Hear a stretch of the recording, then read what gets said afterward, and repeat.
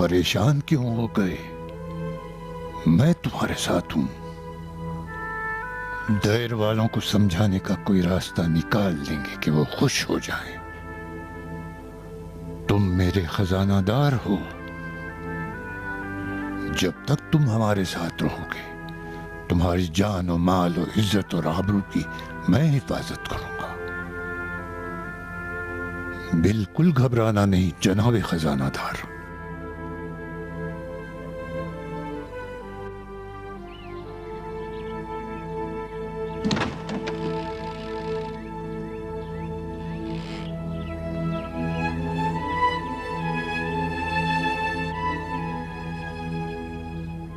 ماریا،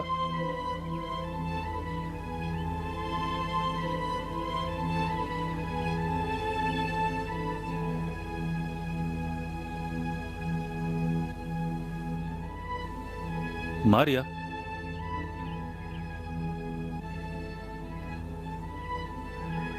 ماریا کہاں ہو؟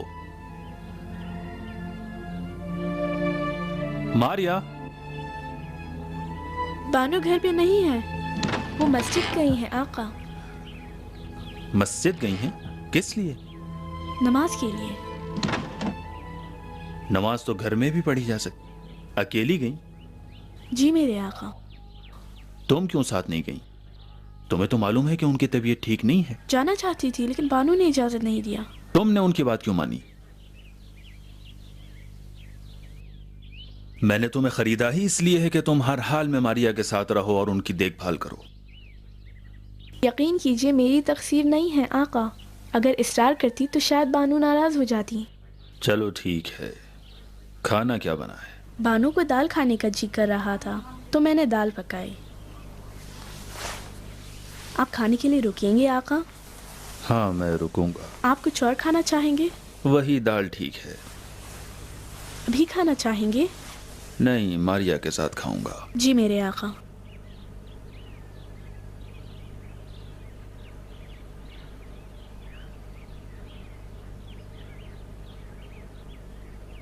مجھے اسی دن کا انتظار تھا.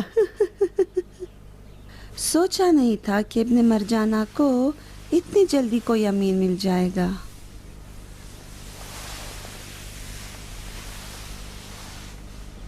اب تو آرام مل گیا نا؟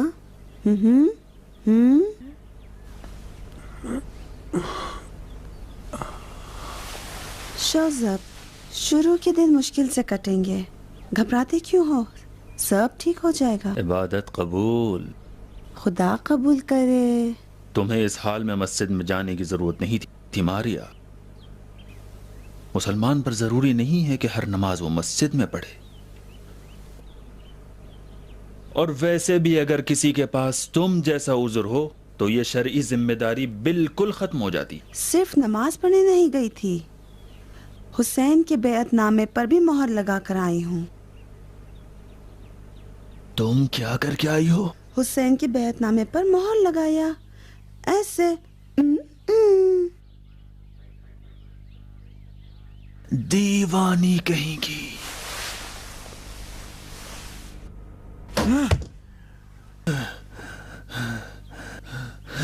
کسی نے پہچانا تو نہیں تم کو؟ کچھ ہو گیا؟ آخر تمہیں پتا نہیں کہ ابن مرجانہ نے حسین ابن علی کے دعوت نامے پر دستخط کرنے والوں کا پتہ لگانے کے لیے درہم و دینار لٹانے کا اعلان کیا ہے؟ اے خدا، یہ تم نے کیا کر دیا ماریا. اگر اسے پتہ چل گیا ماریا نصرانی اس کے خزانہ دار کی بیوی حکومت کے ساتھ خیانت کرنے والوں میں شامل ہے تو آگ بگولا ہو جائے گا. تمہارا استعفا قبول نہیں کیا؟ قبول تو کیا کرتا، مجھے مجبور کیا کہ اپنی جگہ باقی رہوں اور اس کی چمچا گیری کرتا رہوں. تمہیں دھمکی دی؟ اے کاش کہ مجھے قید کرنے یا مارنے کی ہی دھمکی دی ہوتی. قسم خدا کی اپنی جان دے کر خزانے کو ہمیشہ کے لیے چھوڑ دیتا.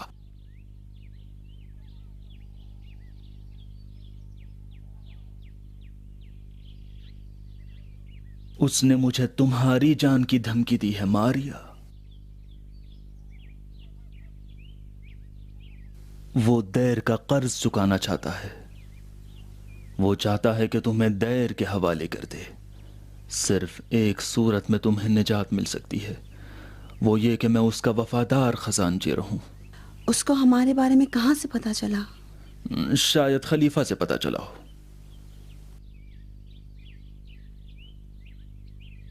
خلیفہ کا حکم ہے کہ دیر کی توہین کرنے والوں کو سزا دی جائے۔ ماریا، تم یقین کرتے ہو؟ نہیں، یہ مکاری ہے ابن مرجانہ کی۔ تو اس کے کہنے میں نہیں آؤ شوذب۔ آخر کیسے ممکن ہے کہ میں اس کی بات نہ مانوں؟ ماریا، تم تو جانتی ہو کہ دیر والے تمہارے خون کے پیاسے ہیں۔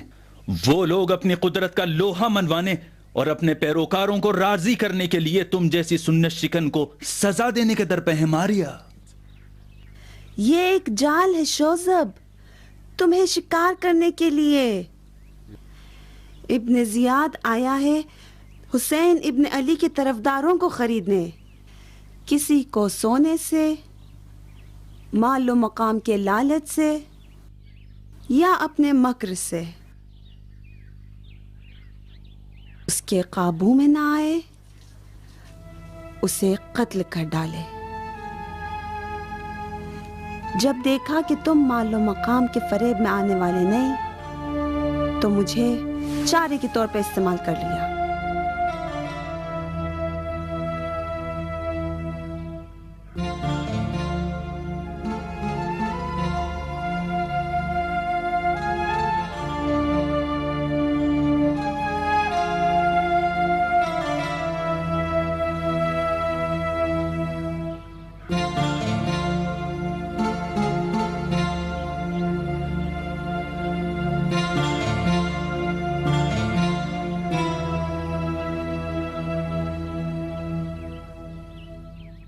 اس استعفا نامے نے کام خراب کر دیا۔ ماریا، ہمیں جلدی نہیں کرنا چاہیے تھی۔ شوذب، میری خاطر تم تسلیم نہ ہونا۔ تم تنہا نہیں ہو، ہم 3 لوگ ہیں۔ مکاری کا جواب مکاری ہے۔ میں بندر نہیں ہوں جسے ابن زیاد جیسے چاہے نچا دے۔ کیا کرو گے؟ توکل۔ لیکن تم بھی وعدہ کرو کہ اب گھر سے باہر نہیں جاؤ گی، نہ مسجد نہ بازار۔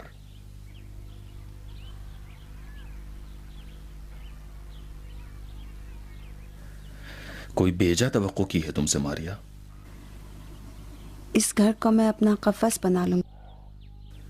تو کیوں مرجھائی ہوئی ہو؟ بچے کے لیے مضر ہے۔ مجھے معاف کرنا شوذب کہ میں تمہاری علی سے محبت میں رکاوٹ بنی، جس کی وجہ سے تمہیں مشکل اٹھانی پڑی۔ کاش کہ محبت سمجھتا کہ محبت کیا چیز ہے، تو پھر مجھے محبت کرنے کی وجہ سے مجرم نہ سمجھتا۔ برا خیال دل میں مت لاؤ ماریا۔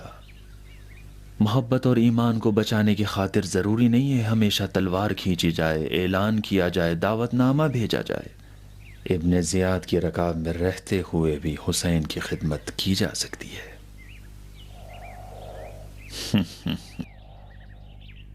تو بھائی کہاں رہ گئی بیگم کی مسور کی فرمائشی دال؟ یہاں پیٹ میں کوہرام مچا ہوا ہے۔ اب ایک ایماندار خزانہ دار کھانا کھانے کے بعد جائے گا بیت المال تاکہ ٹھیک کرے بے بضاعت مسلمانوں کا حال۔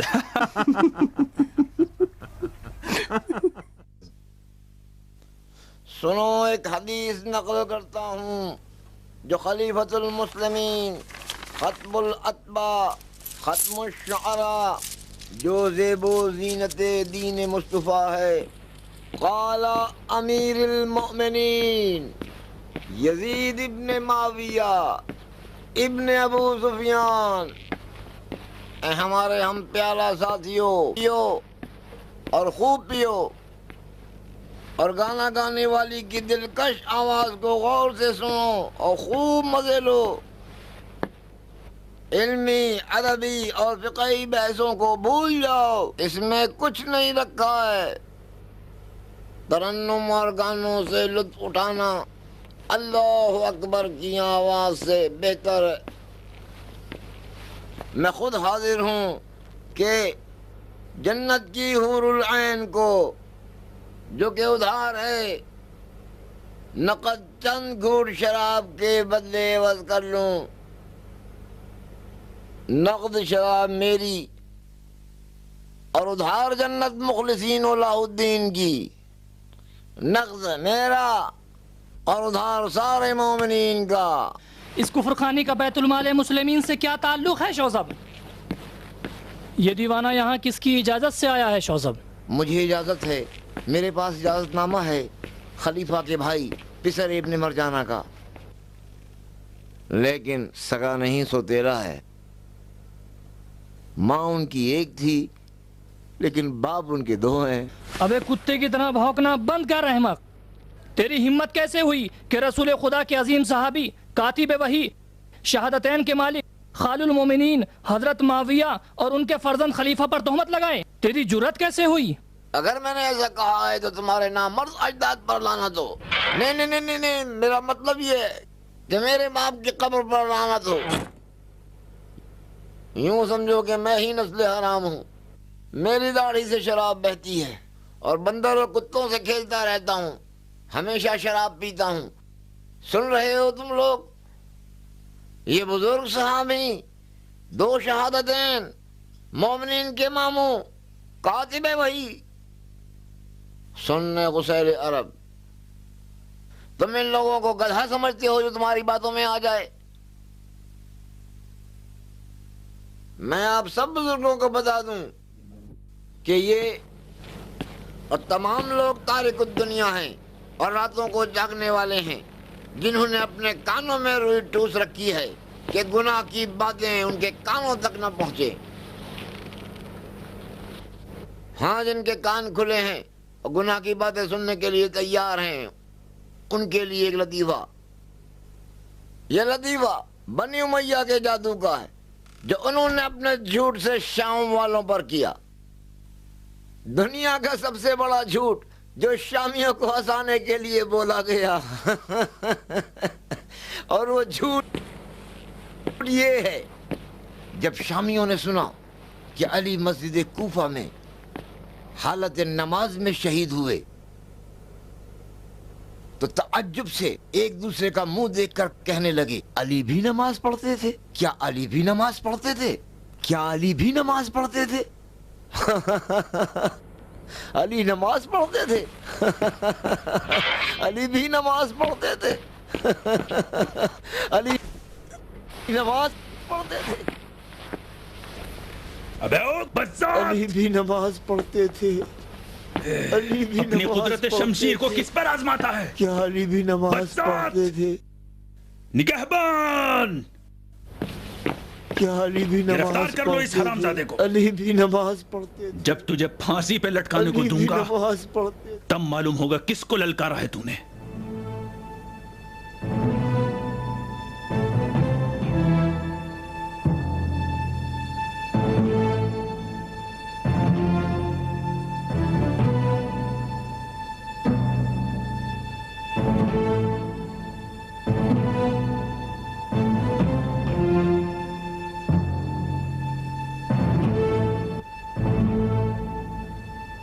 بدذات کہیں کے بدبخت، تو قاضی تھا جو حد جاری کرتا۔ اس جگہ کو تو نے کھنڈر سمجھ رکھا ہے کہ جو جب جس پر بھی چاہے تلوار چلا دے۔ تم پر قربان ہو جاؤں امیر، میں نے سوچا تھا کہ امیر سے اس کا انعام ملے گا۔ بند رکھ اپنی زبان کو، میں کاٹ کے پھینک دوں گا ان ہاتھوں کو جو لالچ کے مارے تلوار چلانے لگے۔ میرا حکم وہی ہوگا جو اس مرد کا ہوگا۔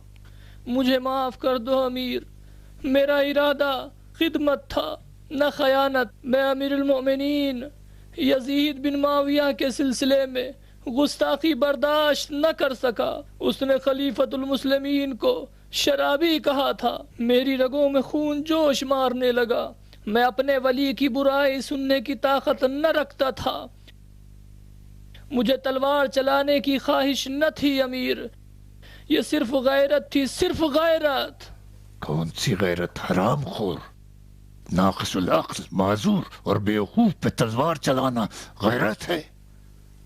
خدا کی سزا ہی اس کے لیے کافی تھی۔ تو چاہتا ہے خدا کا کام پورا کر دے، لعنتی۔ میں نہیں جانتا تھا کہ وہ بیوقوف اور دیوانہ تھا۔ عجب! نہیں جانتا ہے. اب تو اپنی جہالت کی سزا بھگت تاکہ دوبارہ ایسی غلطی نہ کر. جوزف، جی امیر. یہ تمہارا مجرم ہے، اسے لے جاؤ اور جیسے مناسب سمجھو اسے سزا دو. جی امیر. چلو چلو اٹھو اٹھو چلو چلو. میرے باپ شوزب، مجھے چھوڑ دو، غلطی ہو گئی، مجھے معاف کر دو. میرے عزیز، مجھے بچا لو، غلطی ہو گئی، مجھے چھوڑ دو، غلطی ہو گئی، مجھے معاف کر دو، مجھے بچا لو.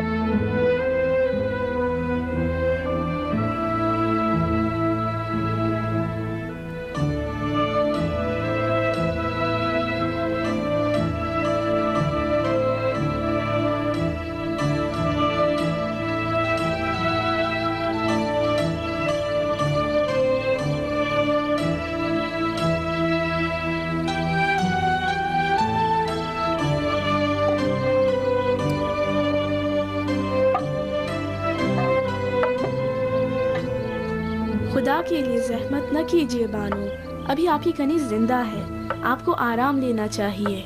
بک بک نہ کر ریحانہ، میں کچھ کام نہ کروں، چلوں بھی نہیں تو کیا تم اس بچے کو جنو گی؟ میں اگر حرکت نہ کروں تو بچے کے لیے مضر ہے، موٹا اور سست ہو جائے گا.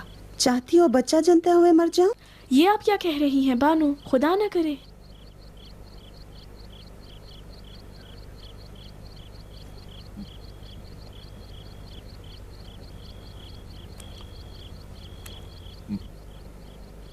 ریحانہ،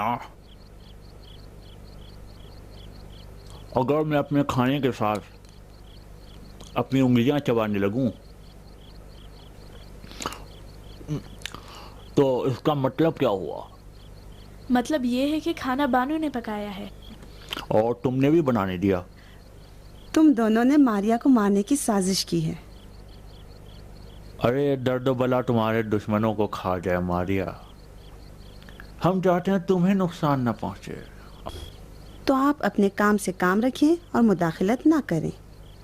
تو اگر ممکن ہو تو بیگم ہمیں غفلت و جہالت کی نیند سے بیدار کر دیں. حاملہ عورت اگر کام نہ کرے تو بچہ موٹا ہو جاتا ہے اور سست.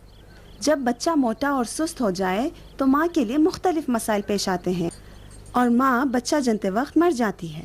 خوب سمجھ میں آ گیا بیگم، واقعی آپ کی ذہانت اور معلومات کا کوئی جواب نہیں ہے میری بیگم، ہے نا؟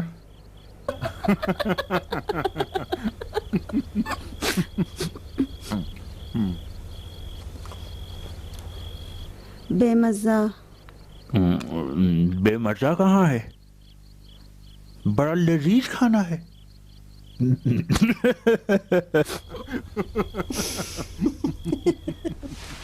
ان اعمار کے مطابق کوفہ کم سے کم 30,000 جنگجو افراد مہیا کر سکتا ہے، اس میں 10% بھی نہیں ہے.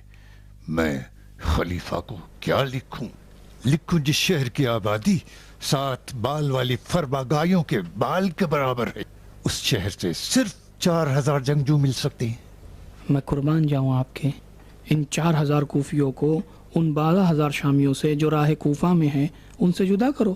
بصرے کے فوجیوں کی تعداد آپ نے بتائی 4,000، سب مل ملا کر ہو جائیں گے 20,000. 20,000 کی بہت بڑی تعداد ہے. اتنی بڑی تعداد سے پوری دنیا کی زمین کو فتح کیا جا سکتا ہے. خلیفہ تو آسمان کو بھی فتح کرنا چاہتا ہے، نہ صرف زمین. یہ کم ہے، بہت ہی کم.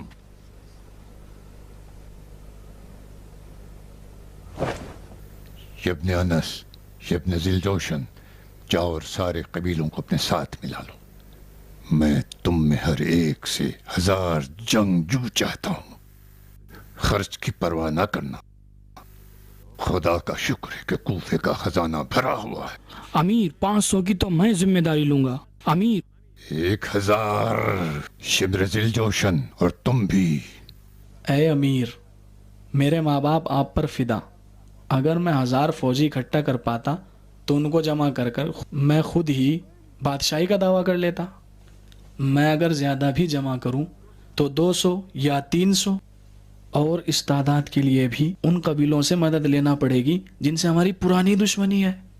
عرب یا اونٹ کے لیے جھگڑا کرتے ہیں یا اس کی مینگنیوں کے لیے؟ تمہیں اتنا سونا دوں گا کہ خود ہی اونٹ خرید لو تاکہ دوسرے کی ضرورت ہی نہ پڑے. مغل جی امیر، سونا ابھی حاضر کرتا ہوں.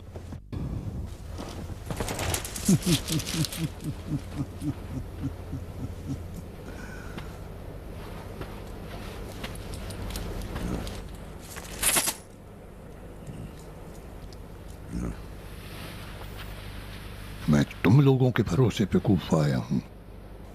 اگر اس طرح ناتوانی کا اظہار کرو گے تو مجھے بھی احساس غربت ہونے لگے گی. میں نے شق القمر کرنے کے لیے تو نہیں کہا تھا. تم قرآن نہیں پڑھتے ہو جس میں موسیٰ کے ید بیضا کے برابر میں سامری کے گوسالے نے کیا کیا؟ ان سونے کے سکوں سے تم بھی وہی کام کر سکتے ہو. جاؤ اور پورا زور لگاؤ.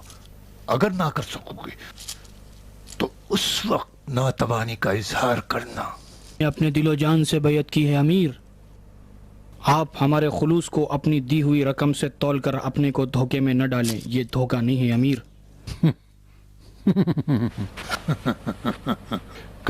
کبھی یہ وہمی چیزیں حقیقت سے بھی زیادہ کارساز ہوتی ہیں. شمر، تم تو صفین میں تھے. تجربہ تو کیا ہوگا کہ جب امر آس مکاریوں کی جال بنتا تھا تو کیا معجزہ رونما ہوتا تھا. ٹھیک ہے، اب یہاں سے جلدی نکل جاؤ، لوگوں میں گھس جاؤ. اب مزید بے عزتی نہ کرنا. جاؤ، جلدی جاؤ. بہت اچھا. مجھے امیر کی باتوں پر اعتماد ہے. بس کرو، جاؤ جاؤ جاؤ.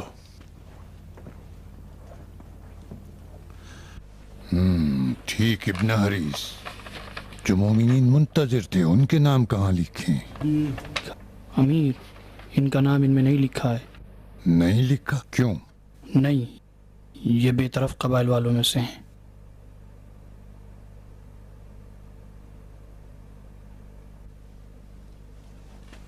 بے طرف؟ یا ایہا الذین آمنوا یا ایہا الذین کفروا. کوئی حق کا طرفدار ہے تو کوئی باطل کا طرفدار. یہ بے طرفی کا کیا مسئلہ ہے؟ کوئی پیچیدہ مسئلہ نہیں ہے امیر. مرحوم ابو موسیٰ اشعری معاویہ اور علی کے اختلاف کو عبد مناف کے فرزندوں کے درمیان ایک ارث و میراث کی لڑائی بتا رہے تھے. بالکل. جناب کا اسم شریف؟ مجھے ابو ملائے بلاتے ہیں. جناب ابو ملائے، یا بقول تمہارے ابو ملائے. اشعریوں کے عقیدے سے مجھے کام نہیں ہے، چاہے غلط ہو یا صحیح. مجھ سے مطلب نہیں، کیونکہ میرا عقیدہ ہے کہ اشعری لوگ خسرت دنیا والآخرہ ہیں. خدا نے دین قبول کرنے پر مجبور نہیں کیا. فرمایا ہے کہ لا اکراہ فی الدین. تو پھر شریعت قبول کرنے پر کیا مجبور کرے گا؟ میری بحث تمہارے ساتھ حکومت کی سیاست پہ ہے، لیکن تمہارے قول کے مطابق نہ تم اموی ہو اور نہ علوی، تو نہ اموی حکمران سے اور نہ علوی ہی سے کوئی امید رکھو. میں حاکم اسی وقت پہ تمہاری جان و مال و ناموس کا ذمہ دار رہوں گا جب تم میری بیعت میں رہو گے، ورنہ میں اپنے آپ کو ذمہ دار نہیں سمجھتا. کل اگر تم پر تجاوز ہو تو اس معاملے کو تم اپنے اسی ابو موسیٰ اشعری کے پاس لے جاؤ. جاؤ. امیر ہم سے کیا چاہتے ہیں؟ جاؤ شیخ، جاؤ. تم سے کوئی نیکی کی امید نہیں ہے، بس نقصان نہ پہنچاؤ. ہم نے سنا تھا کہ امیر مباحثہ و مکاشفے کا ذہن رکھتے ہیں. پھر کیوں ناراضگی ہے؟ کوفہ ایک دین اور 1000 مذہب کا شہر ہے. ہاں، یہ سب علی کی عدالت کا نتیجہ ہے. ہم امیر کو انصاف پسند سمجھتے ہیں. ہمکاری کے لیے مذاکرے کو تیار ہیں۔ نہیں، تم غلط فہمی کا شکار ہو۔ اگر میں انصاف پسند ہوتا تو کوفے والوں پر حکمرانی کو قبول نہ کرتا۔ ہمارا ساتھ دینا چاہتے ہو؟ ٹھیک ہے، یہ رہا قلم ادوات، بسم اللہ، مذاکرہ کریں گے۔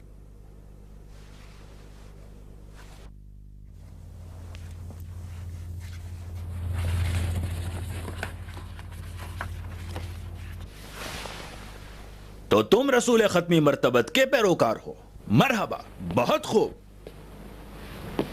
تم روز محشر جس دن اللہ کی بارگاہ میں کھڑا ہونا ہے، خدا کو کیا جواب دو گے؟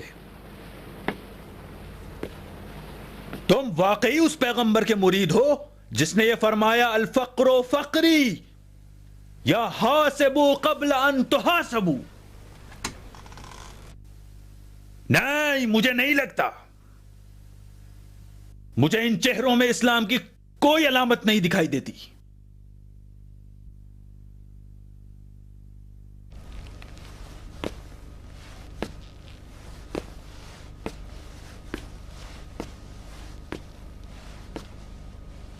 بے غیرت تو یہ کون سی حرکت ہے جو تم نے کی ہے؟ ایک انسان کو بیچتے ہو، وہ بھی چند سکوں کے بدلے۔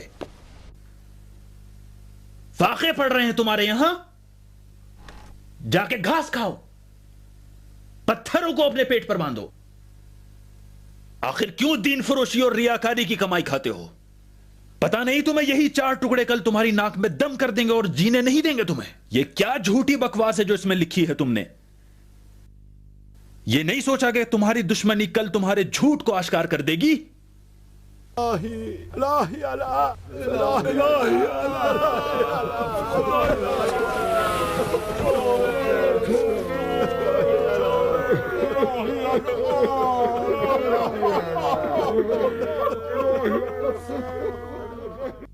کھڑے ہو جاؤ۔ خدا کی قسم اگر تمہارے چہرے پر ندامت کے آثار نہ دیکھتا تو ابھی قاضی شرح کے حوالے کر دیتا تاکہ تم پر حد جاری کریں۔ دور ہو جاؤ میری نظروں سے۔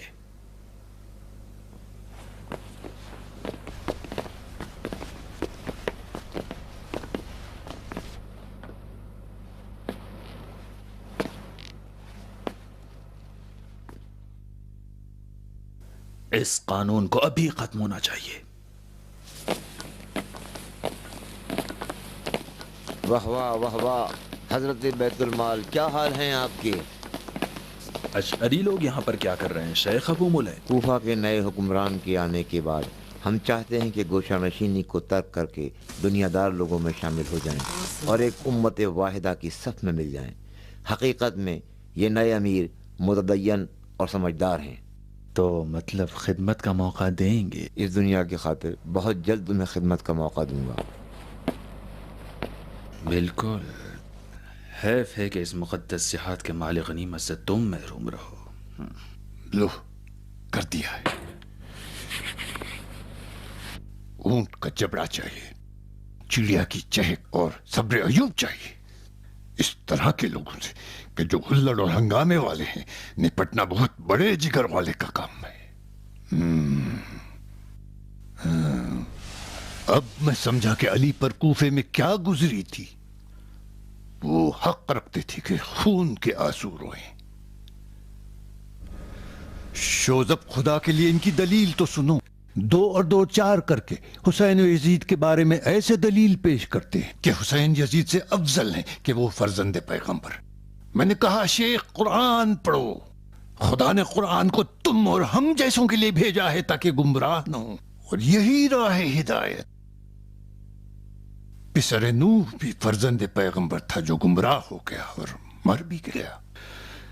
بہرحال یہ کوفے والے بھی خدا کے عجائبات میں سے ہیں۔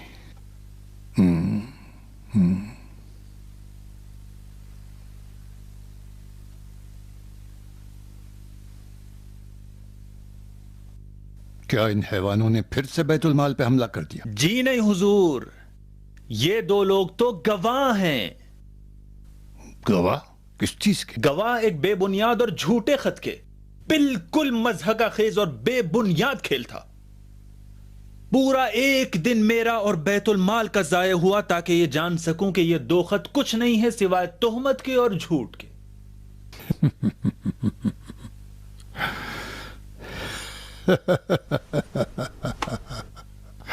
इतने बेकाबू न हो जाओ शोज़ब।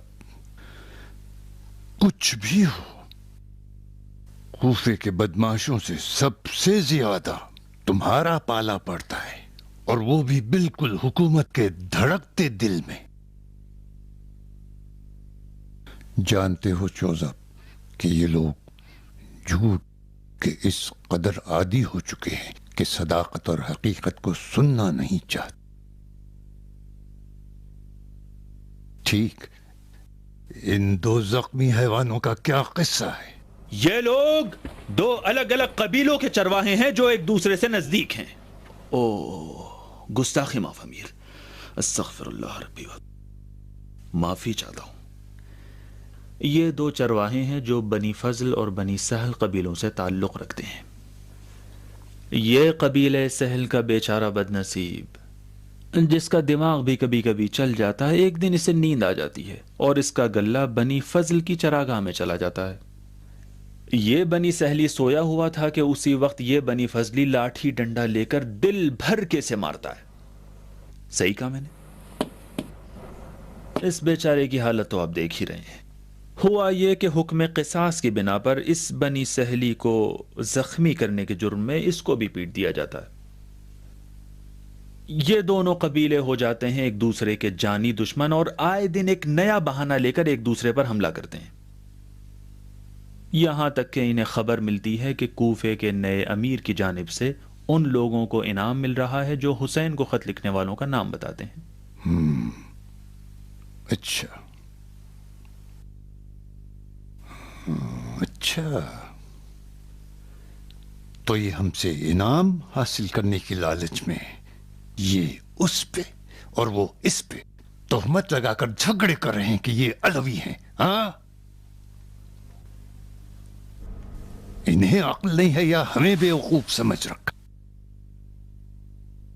उन्हें सजा मिलनी चाहिए। उनके नाक और कान काट के बाजार में घुमाओ ताकि दूसरों के लिए इबरत हो। गुस्ताखी माफ अमीर। मान लीजिए आज तो हमने इनके जुर्म को अपने चश्मदीद गवाहों के जरिए साबित करके सबक सिखा दिया, लेकिन कल से ऐसा खेल खेलेंगे कि जिसको समझने के लिए जिन का दिमाग चाहिए। उस वक्त क्या करेंगे? तो क्या करें फिर? खत्म कर दें इसे, अपना पिछला हुक्म वापस ले लें।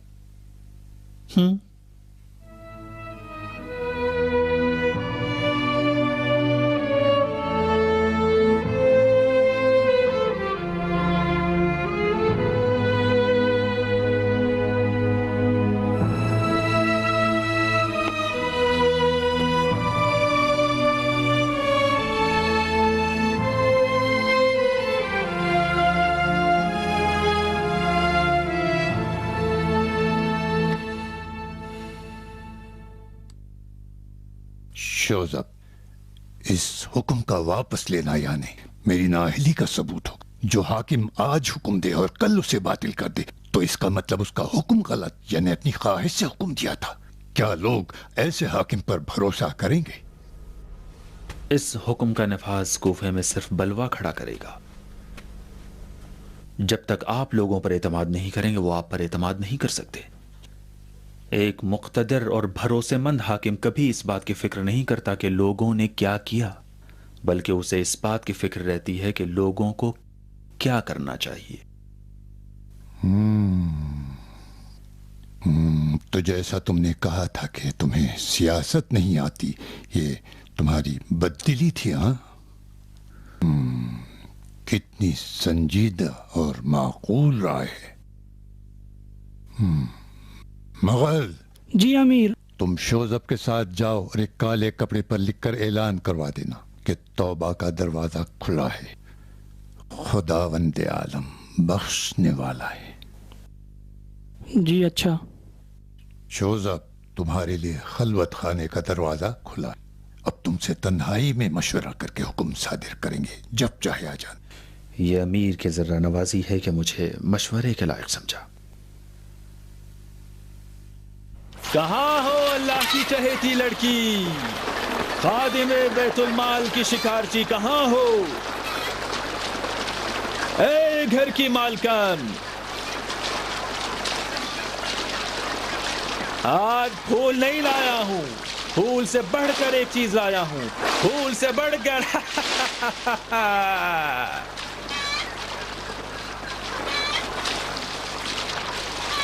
ماریا، ماریا، ریحانہ، ریحانہ، آخر کہاں ہو حبشی لڑکی؟